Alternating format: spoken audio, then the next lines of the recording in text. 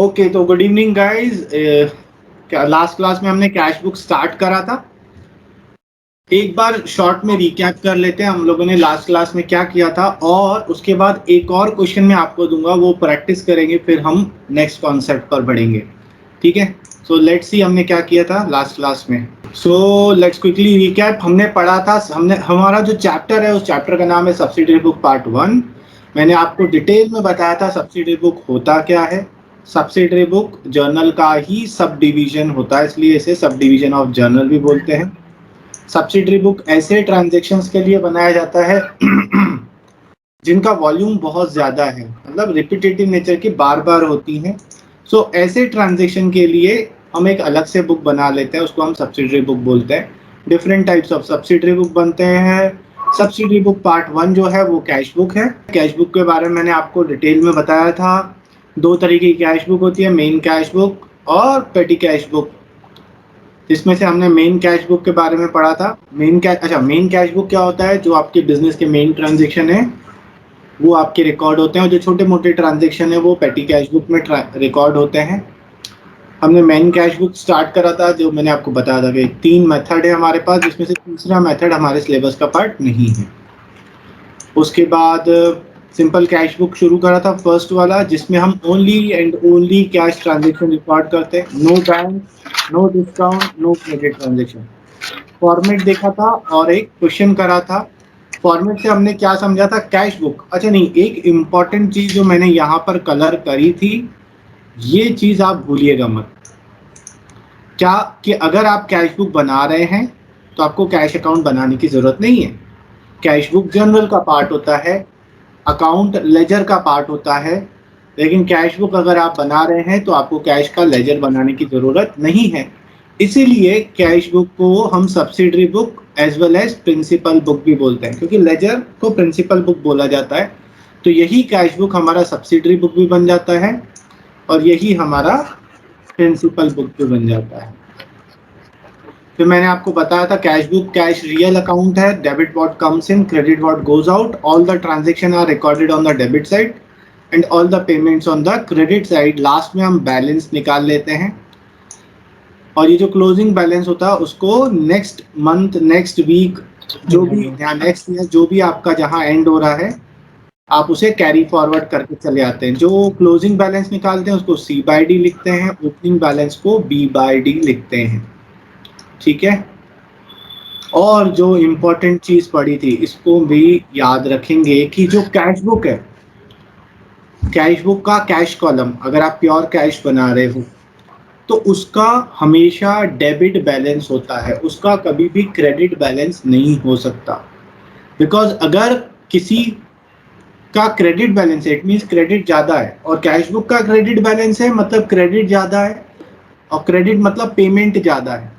Payment ज़्यादा नहीं हो सकती अगर आप प्योर कैश बना रहे हो तो, बिकॉज आपका कैश कभी नेगेटिव में नहीं हो सकता। इतनी चीज़ें हमने डिस्कस करी थी, और ये क्वेश्चन आपने खुद करके बताया था मुझे। ठीक है, सो मैं आपको डायरेक्टली एक क्वेश्चन दे रहा हूँ प्रैक्टिस करने के लिए, फटाफट से करेंगे, फुर्ती में बिल्कुल। चालू हो जाइए गाइस।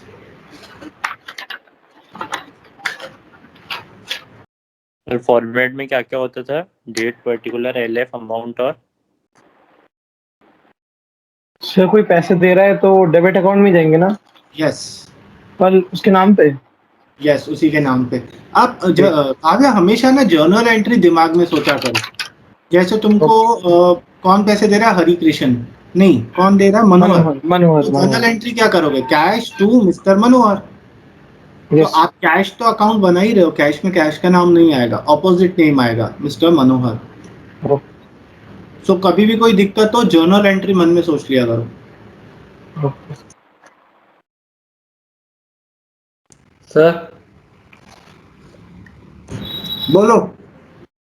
ये पेड फॉर स्टेशनरी पेटी वाले में आएगा ना? नहीं बेटा, देखो मैंने आपको लास्ट क्लास में भी बताया था, पेटी कैश बुक अभी बन नहीं रही है।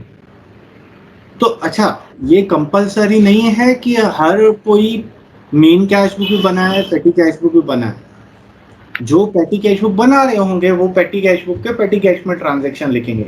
अभी इनकी सिंपल कैश बुक बन रही है, सारे ट्रांजैक्शन इसी में आएंगे। सर बोलो। एडवर्टाइजिंग का क्या अकाउंट बनेगा, बाय क्या वो बनेगा? Advertisement expenses. ओके।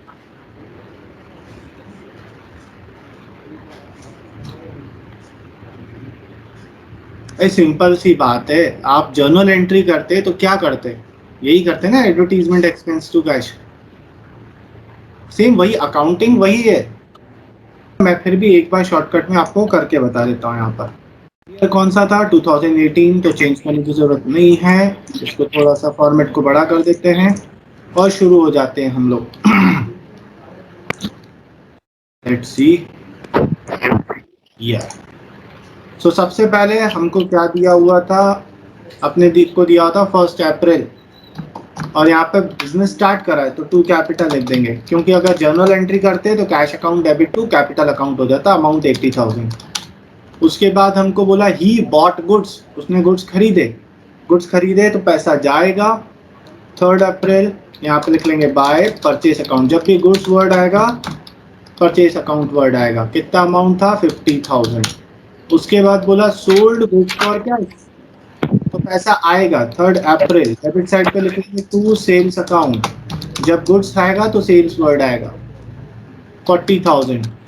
उसके बाद बोल रहा है रिसीव्ड कैश फ्रॉम मिस्टर मनोहर, पैसा आ रहा है अगेन डेबिट साइड पर 6 अप्रैल, यहाँ पे मिस्टर मनोहर टू मिस्टर मनोहर, कितना है 3,600। उसके बाद बोल रहा है पेड इनटू बैंक, मतलब बैंक में जमा किया पैसा हमने, तो 9 अप्रैल क्रेडिट साइड पे लिखेंगे बाय बैंक अकाउंट। ठीक है गाइस, सिर्फ अमाउंट सही लिखने से आपको फुल मार्क्स नहीं मिलेंगे, आपको नाम भी सही लिखना पड़ेगा। 30,000। 13 April paid cash to Harikishan, okay 13 April paid cash to Harikishan, यहाँ पे लिख लेंगे बाय हरि किशन 0। उसके बाद paid for stationery, again payment है 17 अप्रैल, यहाँ पे लिख लेंगे बाय स्टेशनरी अकाउंट, या बाय स्टेशनरी एक्सपेंस अकाउंट भी लिख सकते हो, क्योंकि स्टेशनरी जो है जनरली, हाँ सर बैंक अकाउंट का तो लिखते नहीं है ना इसमें, लेकिन नहीं, देखो बैंक अकाउंट पे वो ट्रांजैक्शन अपन नहीं लिखते हैं काव्य जो टोटली बैंक से हो रहा हो। अभी तुम क्या कर रहे हो, कैश को बैंक में जमा कर रहे हो, कैश पे इफेक्ट आ रहा है कि नहीं आ रहा है, आ रहा है ना, तो कैश वाला आपको इफेक्ट तो देना पड़ेगा, बैंक वाला अच्छा, तो जो चेक आया है उसे नहीं करते बस? हाँ नहीं, हाँ चेक आया, चेक दिया, पर अगर मैं खुद का कैश बैंक में जमा कर रहा हूँ तो कैश पे तो इफेक्ट, दो चीजों पे इफेक्ट हो रहा है, कैश पे भी इफेक्ट हो रहा है, बैंक पे भी इफेक्ट हो रहा है। तो बैंक वाला इफेक्ट नहीं रिकॉर्ड करेंगे, लेकिन कैश वाला तो रिकॉर्ड करना पड़ेगा ना। ओके। ठीक है, सो यहाँ पर आ जाएगा बाय स्टेशनरी एक्सपेंस अकाउंट, कितना था 200।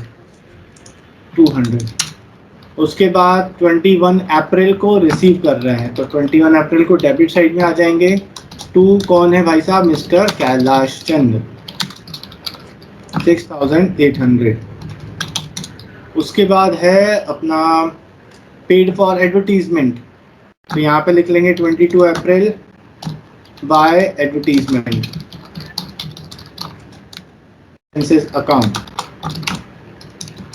अमाउंट है 1008। उसके बाद बोला है by purchase postage stamps, purchase करा पैसे गया होगा, यहाँ पे लिखेंगे by postage stamp account.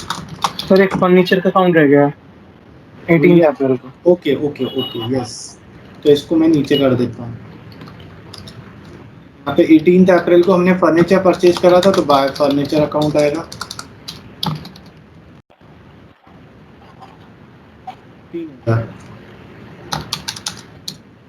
Postage stamp पे था मैं 80 रुपीज का।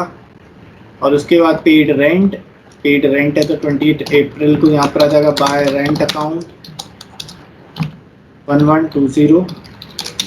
और लास्ट में paid electricity 30 April bye electricity. आपको ध्यान क्या रखना है कि आपका ये जो ट्रांजैक्शन है ये पूरे मंथ का दिया हुआ है, तो जब आप क्लोज करोगे तो आप मंथ एंड पे ही करोगे 30 April, by balance C by D. अब बैलेंस देखिए कितना आ रहा है,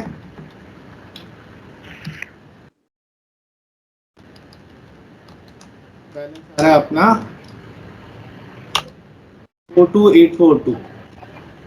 ये आंसर, हाँ सॉरी काव्य तुम सही बोल रहे थे, ये आंसर होता है अपना जो बैलेंस आता है ना। नहीं Yes, sir. 42842 नहीं है, 150 यहाँ पर 4692 आंसर आ रहा है अपना। Yes, sir, सही है।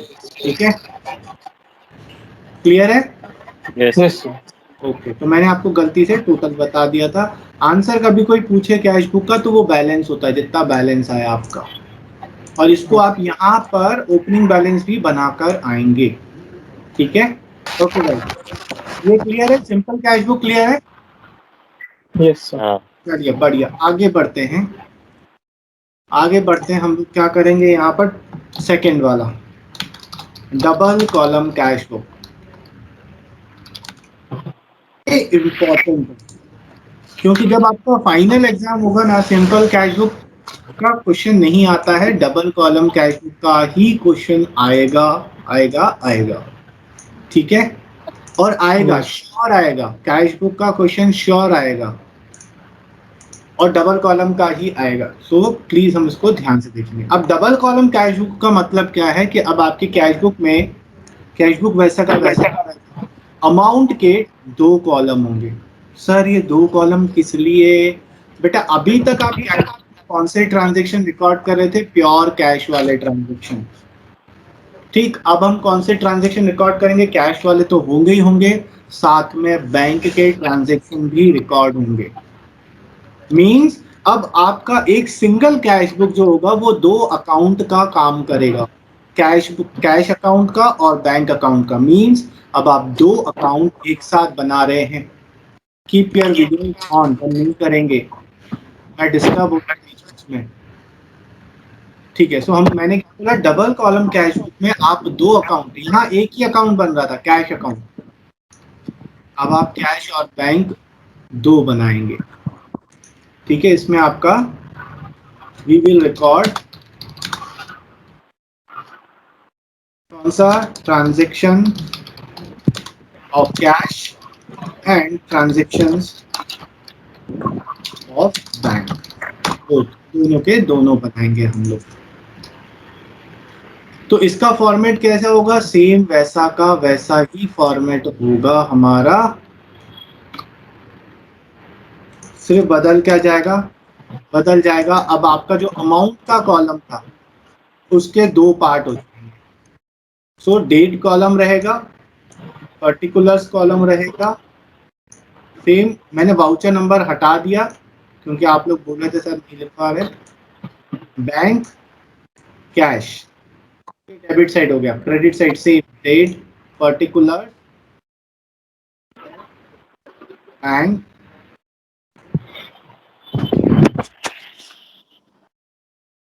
ठीक है, ये इस तरीके से हमारा देगा। लाइन खींच लेते हैं।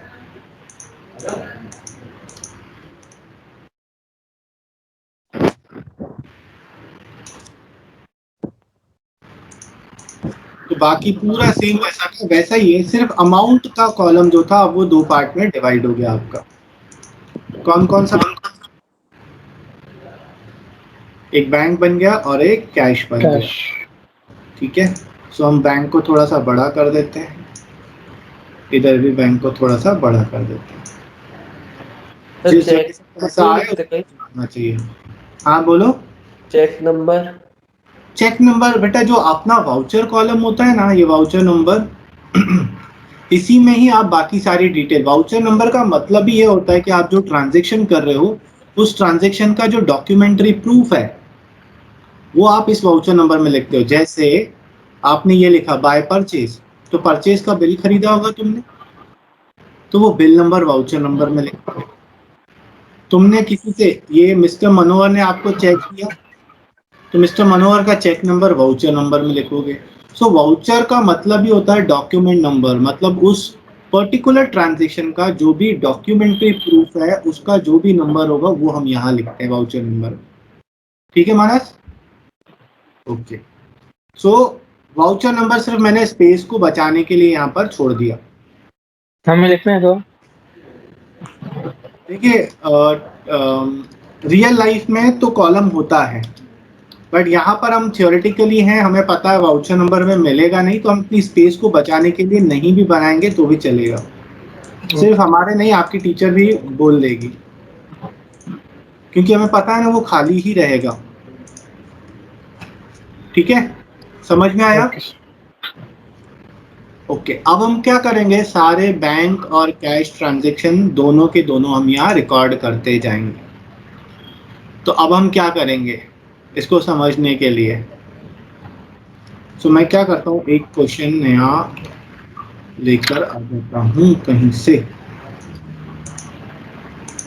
चलिए गाइस देखिए, ये अपने पास क्वेश्चन है, दिख रहा है? Yes sir. अब बड़े ध्यान से सुनिएगा, एक एक चीज मैं बोलता जाऊंगा, सुनते जाना, जहां डाउट हो ऑन द स्पॉट टोक देना, क्योंकि बहुत सारी इंपॉर्टेंट चीजें मैं आपको आज में ही सिखा दूंगा। हमको क्वेश्चन में बोला record the following transaction in the double column cash book and balance the book. तो बैलेंस तो हमें करना ही पड़ेगा चाहे बोले या ना बोले। सो हम पहले, इन्होंने बोला डबल कॉलम बनाओ, तो मैं सबसे पहले फॉर्मेट बना दूंगा, बाकी चीजें बाद में सोचेंगे। तो फॉर्मेट बना दिया, ठीक। अब हम इसको रिकॉर्ड कैसे करेंगे? सबसे पहले यहां पर देखिए क्या बोल रहा है, cash in hand and cash at bank. इसका मतलब क्या है? सर कैश नोट हमें कैश मिला अभी है, कितना कैश है और बैंक में? हमें कैश कहीं से मिला है क्या? कोई ट्रांजैक्शन हो रहा है यहाँ पर? नहीं सर, मतलब नहीं। तो कैपिटल। यस गाइस, ये जो है ना, ये कैपिटल नहीं है, ये बिजनेस स्टार्ट नहीं हुआ है। दूसरा है ना, ये कोई ट्रांजैक्शन हो रहा है, it is just an information कि जो महीना आप शुरुआत कर रहे हो 1 मार्च, उस वक्त आपके पास कैश का बैलेंस था 12,750 और बैंक का बैलेंस था 72,400 सो ये दोनों क्या है? ये दोनों हमारे बैलेंसेस हैं, ये दोनों हमारे बैलेंसेस हैं, समझे? और बैलेंस क्या करते हैं, देखिए हमने ऊपर क्वेश्चन में करा था, एक होता है क्लोजिंग बैलेंस और एक होता है ओपनिंग बैलेंस। तो ये जो बैलेंसेस हमें दिया हुआ है, ये क्लोजिंग बैलेंसेस हैं या ओपनिंग बैलेंसेस हैं? ओपनिंग। ओपनिंग बैलेंसेस हैं। ओपनिंग बैलेंस कौन से साइड पर आएंगे? Left side. Plus side. Plus side कौन सा साइड होता है कैश बुक का? डेबिट। डेबिट साइड, है ना। एक चीज याद रखिएगा, assets always has a debit balance. Asset का हमेशा डेबिट बैलेंस होता है, मतलब वो डेबिट साइड पे लिखा जाता है, ठीक। और liabilities always has a credit balance. तो कैश, हमारा कैश में जो पैसा पड़ा है और बैंक में जो पैसा पड़ा है, वो दोनों हमारे एसेट्स हैं। तो हम क्या करेंगे, एसेट्स हैं तो डेबिट साइड पे लिखेंगे। कौन सा? Opening balance. और ओपनिंग बैलेंस के लिए कौन सा वर्ड आता है, C/D या B/D? C/D। CYD होना चाहिए sir. Not downward. C/D closing के लिए आता है, कैरी डाउनवर्ड। भैया क्लोजिंग आया, कैरी करके ले जाएंगे closing balance. B/D broad downward, ऊपर से खींच कर ला रहा हूँ पिछला जो बैलेंस था। तो ओपनिंग के लिए B/D वर्ड यूज होता है। सो हम यहाँ पर 1 मार्च को to balance B/D on the debit side, और बैंक का बैलेंस बैंक में 72,400 और कैश का बैलेंस कैश में 12,750। नाउ ये कैश के कॉलम, जो बैंक और कैश का कॉलम है, इनका ऑर्डर चेंज भी हो सकता है, वो आपके ऊपर डिपेंड करता है, बट दोनों साइड सेम ऑर्डर होगा। कैश बैंक या बैंक कैश, दोनों side order should be same, ठीक है। अब सिंपल है, जैसे ही ट्रांजैक्शन होता जाए, पैसा आ रहा है तो डेबिट साइड पर, जा रहा है तो क्रेडिट साइड पर। अगर कैश आ रहा है तो कैश कॉलम में, कैश जा रहा है तो कैश कॉलम में, बैंक आ रहा है तो बैंक कॉलम में, बैंक चेक जा रहा है तो बैंक कॉलम में। दैट्स इट, सिंपल है, ठीक। तो हम देखते हैं क्या कर रहा है। सबसे पहले March 4, receive from Asha cash 1200 and a cheque of rupees 3200 allowed discount 400। बोला भैया कैश मिला 1200 का और चेक मिला और 400 रुपए का डिस्काउंट था। क्या इस डिस्काउंट से हमें कोई मतलब है? नहीं। नहीं है, क्योंकि कैश बुक में डिस्काउंट रिकॉर्ड नहीं होता है। तो कहाँ रिकॉर्ड होगा? ठीक है, ये कहाँ रिकॉर्ड होगा? जरूर। जर्नल में, कैश बुक में नहीं होगा। ठीक है, ये जर्नल में रिकॉर्ड होगा। सो अब इसको मैं रिकॉर्ड कैसे करूंगा? पैसा आ रहा है 4 मार्च, यहाँ पे लिखूंगा मैं टू, किससे आ रहा है? आशा से, टू आशा। क्या आ रहा है? कैश आ रहा है, तो कैश कॉलम में लिखूंगा 1200 और चेक आ रहा है 3200 का। डेबिट की साइड 2 और क्रेडिट की साइड बाय लगाते हैं क्या? हाँ चलो, अभी वैसे तो ये हमको फर्स्ट क्लास में डिस्कस करना चाहिए था। हम क्या करते हैं बेटा, मैंने तुमको क्या बोला था? ऑपोजिट लिख रहे हैं, ऑपोजिट नेम लिख रहे हैं। देखो, अगर मुझे जर्नल एंट्री करनी होती तो मैं एंट्री क्या करता? कैश अकाउंट डेबिट,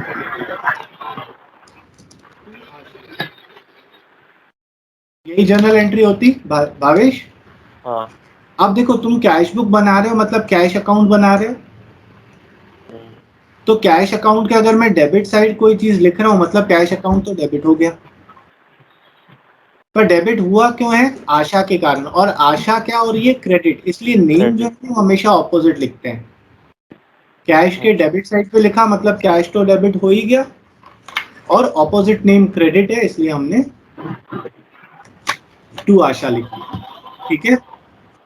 सो जब हम लेजर करते हैं ना, लेजर में एक रूल यूज होता है, सेम साइड ऑपोजिट नेम।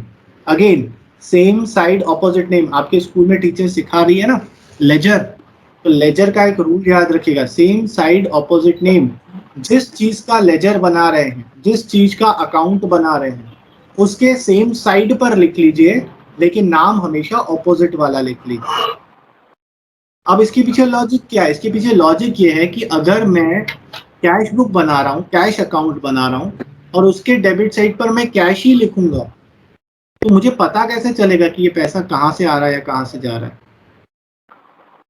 ठीक है, इसलिए हम हमेशा ऑपोजिट नेम लिखते हैं ताकि मुझे ये पता चले कि डेबिट साइड पे लिखा हुआ है कैश बुक के, it means cash account debit हो गया।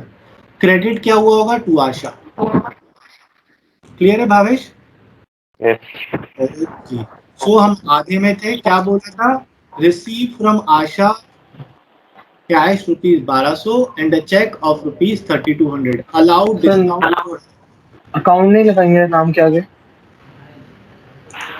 नहीं, नाम के आगे हम अकाउंट नहीं लगाते हैं जनरली, पर ठीक है लगा लो, कोई ऐसा रूल नहीं, दिक्कत नहीं है। अच्छा, मेरा यहाँ क्वेश्चन ये है कि ये क्या ये 400 का डिस्काउंट रिकॉर्ड तो होगा नहीं, मुझे पता है, लेकिन क्या ये 400 का डिस्काउंट इस 3200 में से या 1200 में से माइनस करना पड़ेगा क्या? नहीं सर, नहीं। क्यों? जनरल्स ऑलरेडी वो बुक है। डिस्काउंट के बाद है, तो कैसे पता चला ये डिस्काउंट के बाद का ही है? कैश मिल गया ना सर 1200। अब कैसे देंगे? एग्जैक्टली। तो आप क्या याद रखिएगा? याद रखिएगा, अगर किसी ट्रांजैक्शन में रिसीव्ड और पेड वर्ड लिखा है, it means discount has already been. ठीक है। So we don't have to reduce the discount, वो ऑलरेडी से reduced है। However, अगर किसी ट्रांजेक्शन में परचेज और सेल वर्ड लिखा है तो आपको it means discount is not yet deducted, और आपको माइनस करना पड़ेगा। मतलब क्या सर? जैसे आपको बोल दे purchase goods for ₹20,000 allowed him cash discount ₹400, तो यहाँ ये क्या बोलना चाह रहा है भाई साहब? 20,000 का अमाउंट था और 400 रुपए का डिस्काउंट था, तो आपको पैसा 19,600 मिला होगा। सो इसलिए मैंने आपको क्या लिख कर दे दिया यहाँ पर, कुछ स्पेशल पॉइंट्स कि अगर रिसीव्ड और पेड वर्ड है ट्रांजैक्शन में, it mean discount already minus हो चुका है, और अगर परचेस और सेल है तो डिस्काउंट माइनस नहीं हुआ। So let's come back again. Receive cash 1200 हुआ और आशा से 3200 का चेक मिला तो बैंक अकाउंट में 3200। ये क्लियर है? यस फिर आपने मुझे बोला कि सर ये डिस्काउंट जो है वो जर्नल में रिकॉर्ड होगा, तो अगर हम जर्नल बनाते तो एंट्री क्या पास करते? डिस्काउंट की एंट्री क्या पास करते? ये डिस्काउंट अलाउड है कि रिसीव्ड है? Discount allowed. अलाउड है। डिस्काउंट अलाउड एक्सपेंस होता है, तो हम एंट्री क्या करते हैं? Yes. Discount allowed account debit. तो दिया डिस्काउंट ये 2 अच्छा कितना 400। समझ में आया? ये जर्नल में एक्चुअली गाइस देखो, अगर हम ये कैश बुक नहीं बना रहे होते और मैं डायरेक्टली इसकी जर्नल एंट्री पास करता तो पता है एंट्री कैसे पास होती? आपको कैश मिल रहा है, कैश अकाउंट डेबिट, चेक मिल रहा है, bank account debit,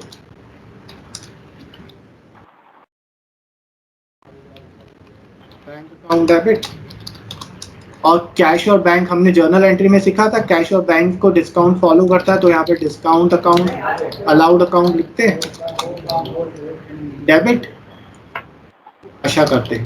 actual entry ये पास होती, यहाँ पर आ जाता 1200, 3200, 400 और यहाँ पर आ जाता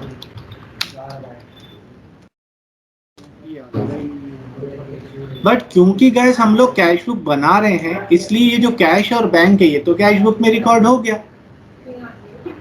समझे? तो इसे रिकॉर्ड करने की दोबारा जरूरत नहीं है, बट क्योंकि डिस्काउंट अभी तक रिकॉर्ड नहीं हुआ है इसलिए डिस्काउंट की आपको सेपरेटली एक अलग से एंट्री पास करनी पड़ेगी। ठीक है? यस अब आप पूछोगे सर क्या हमें भी क्वेश्चन में करना पड़ेगा? तो it depends on your teacher, क्या वो आपसे एंट्री करवा रही है कैश बुक में या नहीं। मैं जिस स्कूल में पढ़ाता हूँ या जहाँ पर भी पढ़ाता हूँ मैं बोलता हूँ भैया एंट्री पास करोगे। अगर आपको क्वेश्चन में एक ट्रांजैक्शन दिया है और वो कैश बुक या बैंक बुक में रिकॉर्ड नहीं हो रहा है, मतलब वो जर्नल में होगा, तो आपको रिकॉर्ड करके दिखाना ही है, मैं ये बोलता हूँ। बट क्योंकि 11th क्लास है, एवरीथिंग डिपेंड्स ऑन टीचर, तो वो आपको जैसा प्रोसेस बोलेगी वैसा आप करेंगे। मैं यहाँ पर आपको एंट्री पास करके दिखाता रहूँगा क्योंकि हमें कॉन्सेप्ट सीखना है। ये समझ में आया? तो कैश बुक के नीचे करना पड़ता है ये? हाँ, कैश बुक के नीचे हम यहाँ पर लिख लेंगे जर्नल, और जो भी एंट्री हमें क्वेश्चन में दी हुई है और हम उसको कैश बुक में रिकॉर्ड नहीं कर पा रहे क्योंकि वो कैश या बैंक ट्रांजैक्शन नहीं है, तो उसे हम जर्नल में रिकॉर्ड कर देंगे। ठीक है सर करनी है मैं मतलब? देखिए मैं तो करवाऊंगा, ठीक अगर आपकी टीचर बोलेगी कि मत करो तो आप मत करना। ठीक है? यस देखिए मेरे करवाने के पीछे रीजन ये है कि बच्चा कॉन्सेप्ट सीख जाता है। चलिए, सो फर्स्ट बैलेंस था, सेकंड हमने रिकॉर्ड कर लिया।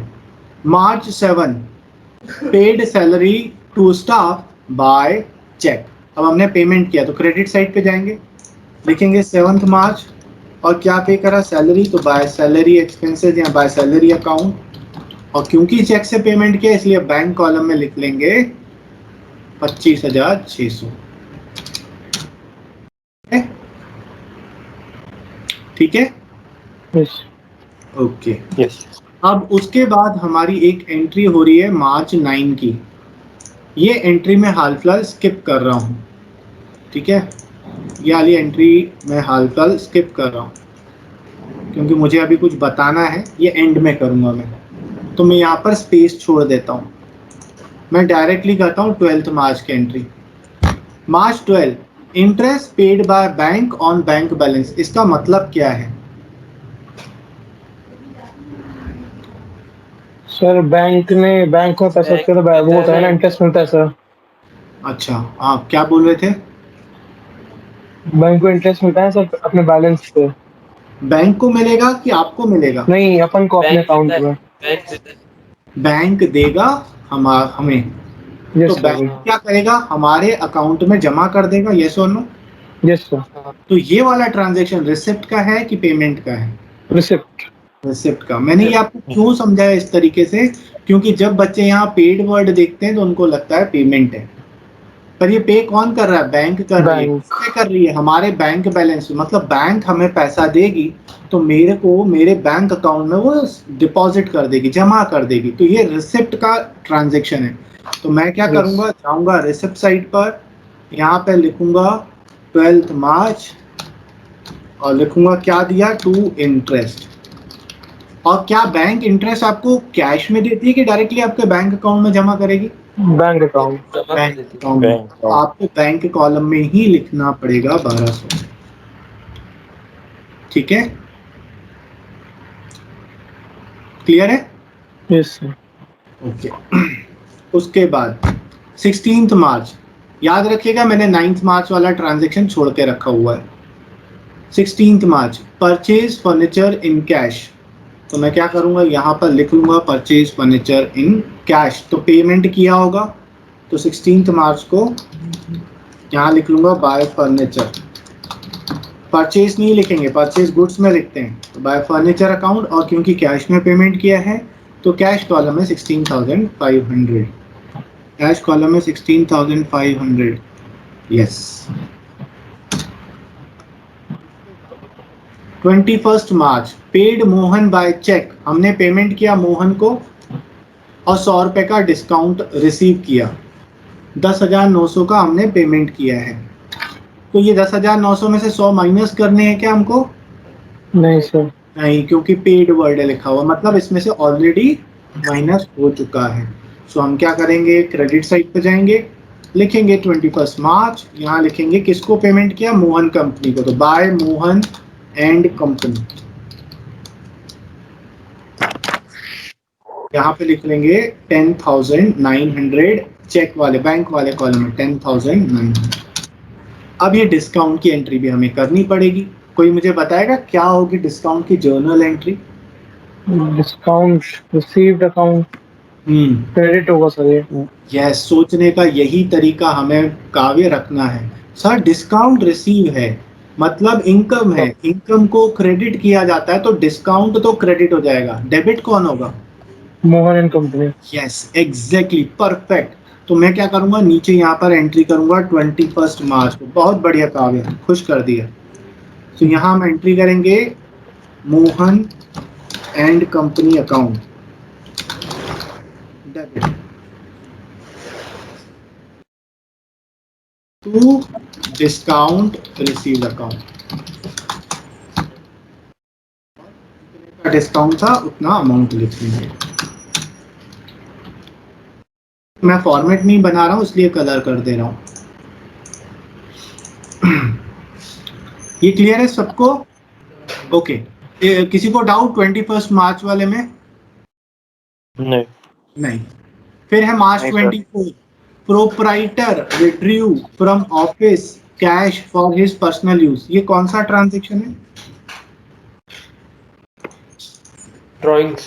ड्राइंग्स। यस, तो पेमेंट हो रहा है तो क्रेडिट साइड पे लिखूंगा 24 मार्च और यहाँ लिखूंगा बाय ड्राइंग्स।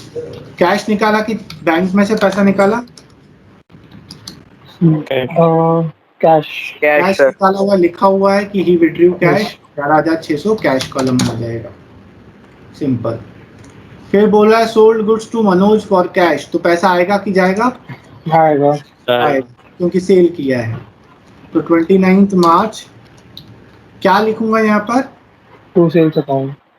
तू मनोज तो नहीं लिखूंगा? नहीं सर। नहीं भावेश, मनोज तो नहीं लिखेंगे सर, सोल्ड गुड्स है ना, सेल्स हाँ, अकाउंट। तो कैश ट्रांजैक्शन है इसलिए हमें पर्सन के नाम से मतलब नहीं है, मनोज हो, तनोज हो या कोई भी हो। पैसा मिल गया, अब भाड़ में जाओ, तू मनोज अकाउंट। और कैश मिला है तो कैश में लिख लेंगे 14,800। बाद लास्ट में क्या लिखा है, डिपॉजिटेड कैश इनटू बैंक। ये भी अब मैं बाद में सिखाऊंगा, मैं अभी सिखाऊंगा। इतना समझ में आया जितना करवाया? Yes sir. तो मैंने 2 एंट्रीज Yes, हाल sir. फिलहाल छोड़ी हुई है। So if you want to write this, want नहीं, आप लिखिए, थोड़ा सा आपके दिमाग में घुसेगा लिखोगे तो। फॉर्मेट सर बनाइए। लिख लिया। बाकी लोग सर सुन रहे थे तो आप एक बार लिख लीजिए। तो मैं थोड़ा सा सांस ले लूं, उसके बाद आपको समझाऊं पाए मैंने ये 2 ट्रांजैक्शन आपको अभी नहीं करवाए। चलिए आगे बढ़े।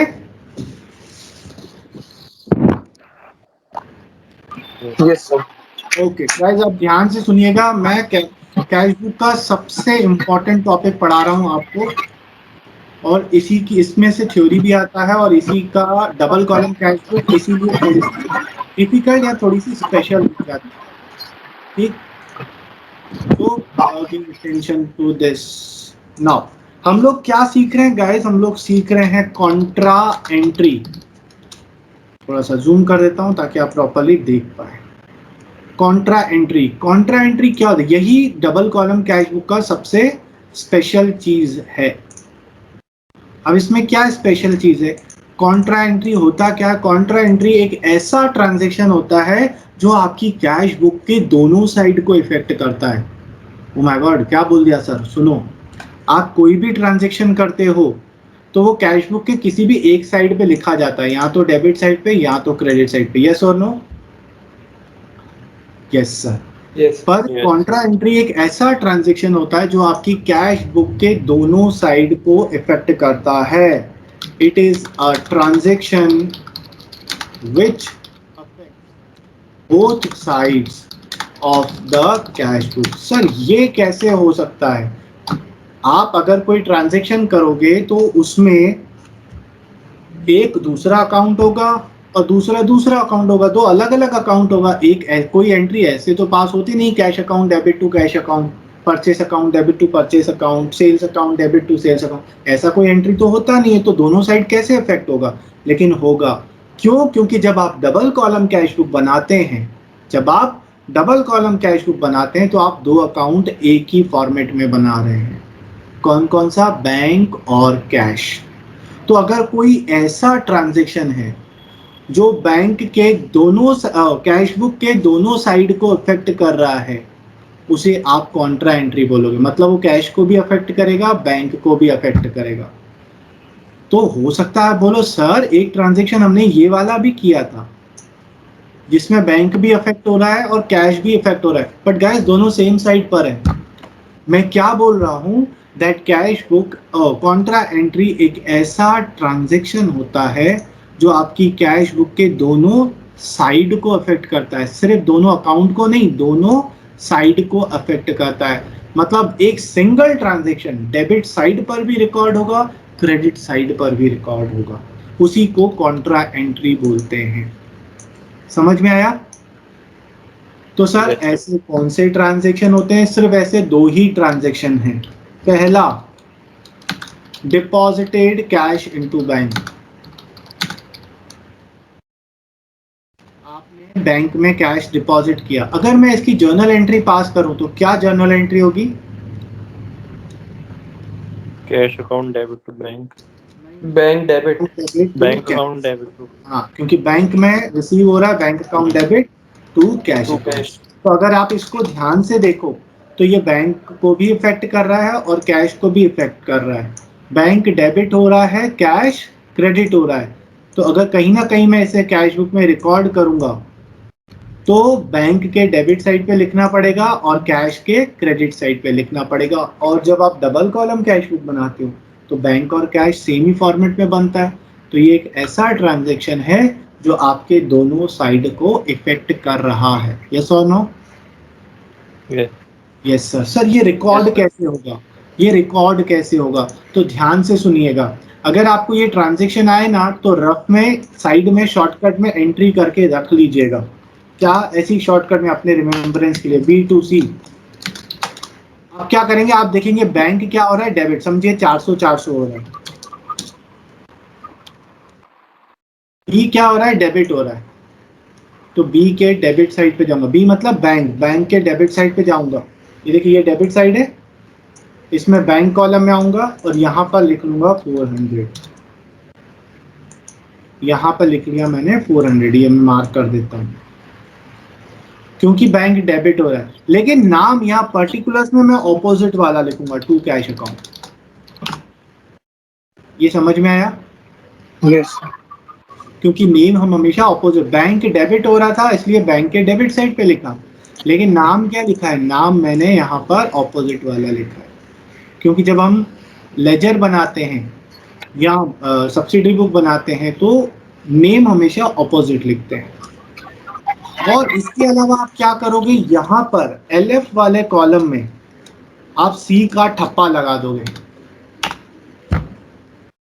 This sign says that it is a contra entry. This sign says that it is a contra entry. ठीक है, ये तो अभी एक इफेक्ट हुआ है गाइस इस ट्रांजैक्शन का, बैंक को डेबिट करा, कैश क्या हो रहा है, क्रेडिट। तो आप जाओगे कैश के क्रेडिट साइड पर, क्रेडिट साइड पर आया, क्रेडिट साइड पर आया कैश के, और यहाँ पे लिख लूंगा 400। अब लिखा कैश अकाउंट में, देखिए लिखा कैश अकाउंट में, लेकिन यहाँ जब मैं पर्टिकुलर्स में लिखूंगा तो क्या लिखूंगा, बाय बैंक अकाउंट।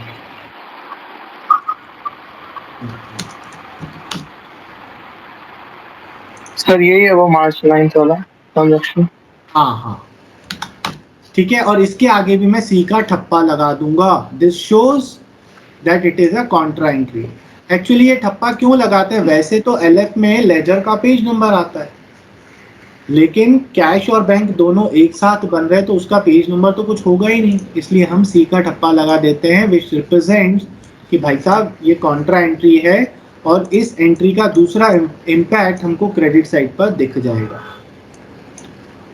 समझ में आया? यस फिर से क्या Yes, बोला sir. मैंने, कॉन्ट्रा एंट्री क्या होता है, it is a transaction which affects both side of the cash book. ठीक, both side of the cash book. ऐसे दो ही ट्रांजैक्शन होता है, पहला ट्रांजैक्शन है डिपॉजिटेड कैश इनटू बैंक। अब इसकी जर्नल एंट्री में पास करूं तो क्या जर्नल एंट्री पास हो रही है, bank account debit to cash account.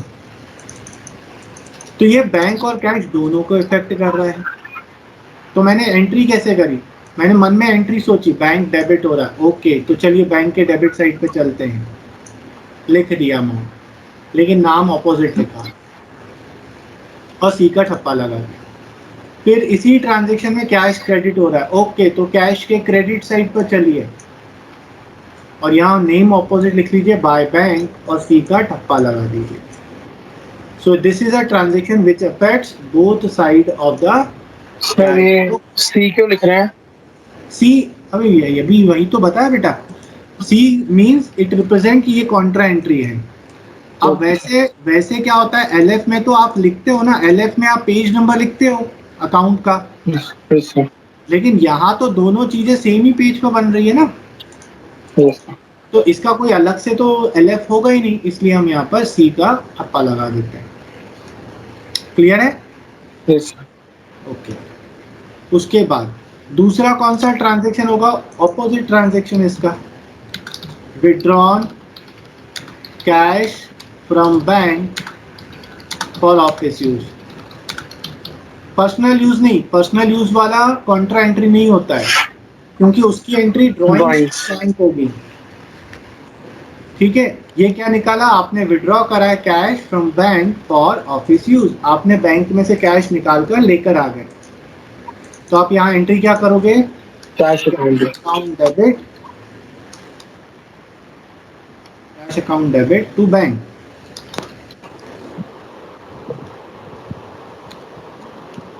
ये 600 हो रहा है। अब मैं इसकी एंट्री कैसे पुट करूंगा, कैश डेबिट हो रहा है तो कैश के डेबिट साइड पर जाऊंगा और यहाँ पे लिख लूंगा 600। लिखा कैश कॉलम है लेकिन नाम क्या लिखूंगा यहाँ, टू बैंक अकाउंट, और यहाँ पे लगा दूंगा सी का ठप्पा। और फिर कैश तो डेबिट हो रहा था, बैंक क्रेडिट हो रहा है, तो बैंक के क्रेडिट साइड पर आएंगे, यहाँ पे लिख लेंगे 600। लिखा बैंक में है लेकिन यहाँ लिखूंगा बाय कैश अकाउंट, और यहाँ पे लगा दूंगा सी का ठप्पा। तो ये हमारी कॉन्ट्रा एंट्री होगी। समझ में आया? सो कोई भी पूछे कॉन्ट्रा एंट्री क्या होता है, सीधा एक वर्ड बोलेगा, अ entry A transaction which affects both sides of the cash book is a contra। चलिए, तो मैं क्या करता हूँ, आपको एक यहाँ पर प्रॉपरली नोट बनाकर भी दे देता हूँ एग्जाम्पल के साथ। वो तो मैंने आपको ऊपर अकाउंट में दिखाया, यहाँ पर मैं आपको प्रॉपर वर्किंग भी दिखा देता हूँ। Transaction which affects both side of the cash book. पहला, कैश डिपॉजिटेड इन बैंक।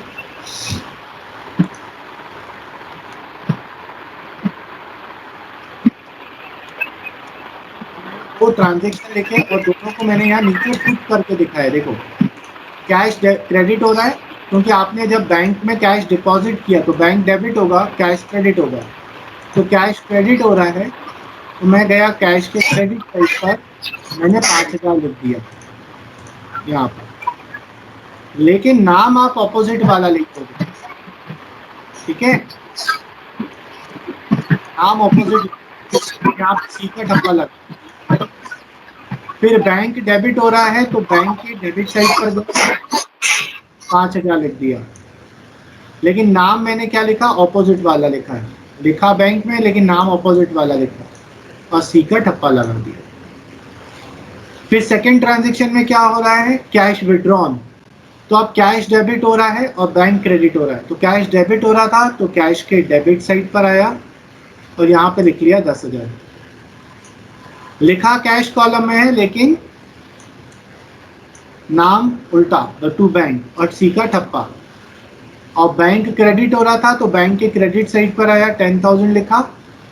लिखा बैंक में है लेकिन नाम हमेशा ऑपोजिट और सी का ठप्पा। क्लियर है? यस। ठीक है, तो इसको आप नोट कर लीजिएगा। पहले मैं इसको थोड़ा सा प्रेजेंटेबल फॉर्म में बना दूँ, वो क्वेश्चन कंप्लीट कर लेते हैं। ये मैं यहाँ से हटा देता हूँ, तो मैंने आपको समझाने के लिए किया था।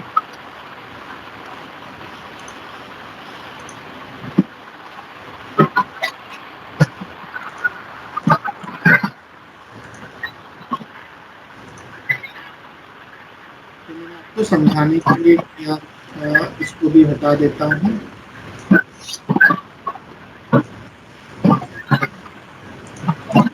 अब हमारा जो एंट्री रह गया था वो एंट्री हम कर लेते हैं। 9th मार्च क्या बोल रहा है, withdrawn cash from bank for office use.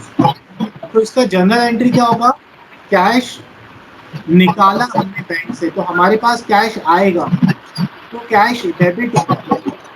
तो कैश के डेबिट साइड पे लिखूंगा यहाँ 21,900 लिखा कैश अकाउंट में।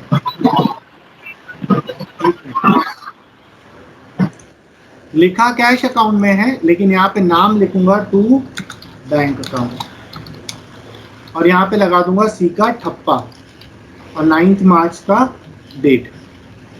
तो कैश डेबिट हो रहा था लेकिन बैंक क्रेडिट हो रहा है, तो बैंक के क्रेडिट साइड में जाऊंगा, लिखूंगा 21,900। यहाँ पे लिखा बैंक कॉलम है लेकिन नाम लिखूंगा बाय कैश अकाउंट और लगा दूंगा सी का ठप्पा और जर्नल एंट्री की डेट। ठीक है, ये हमारा कॉन्ट्रा एंट्री हो रहा था। उसके बाद लास्ट वाला, deposited office cash into bank, bank में जमा करा। तो एंट्री होगा bank account debit to cash account, तो बैंक के डेबिट साइड पर आएंगे और यहाँ लिखेंगे 21,200। लिखा बैंक में है लेकिन नाम यहाँ आएगा टू कैश अकाउंट और लगा देंगे सी का ठप्पा और डेट। बैंक डेबिट होगा, कैश क्रेडिट होगा क्योंकि कैश जाएगा, तो कैश के क्रेडिट साइड पर 21,200 लिखा कैश में लेकिन नाम लिखेंगे यहाँ बाय बैंक अकाउंट और लगा देंगे सी का ठप्पा और डेट 31 मार्च। ये समझ में आया? सबको समझ में आया? Yes sir. ओके, लोग बैलेंस, अब सारा ट्रांजैक्शन हो गया, बैलेंस कर लेंगे। 31 मार्च बाय बैलेंस सी बाय 3। इस साइड के टोटल में से ये माइनस करते हैं तो हमारा बैलेंस ये दोनों, ये हमारे आंसर आ गए।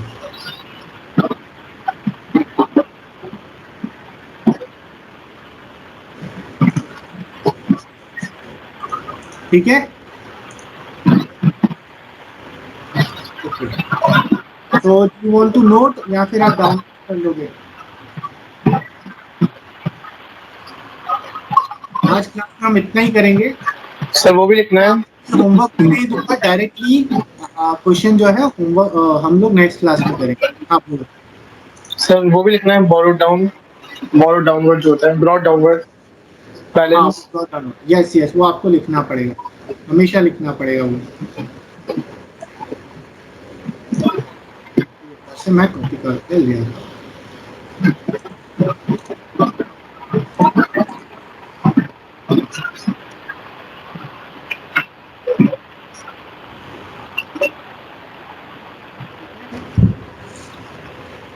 समझ में आया?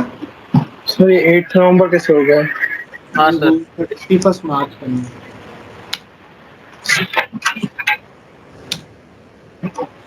ठीक है। यस। तो गाइस, ये कॉन्ट्रैक्ट भी बहुत इंपॉर्टेंट कॉन्सेप्ट है। डबल कॉलम कैश का one of the most important concept. I hope समझ में आया।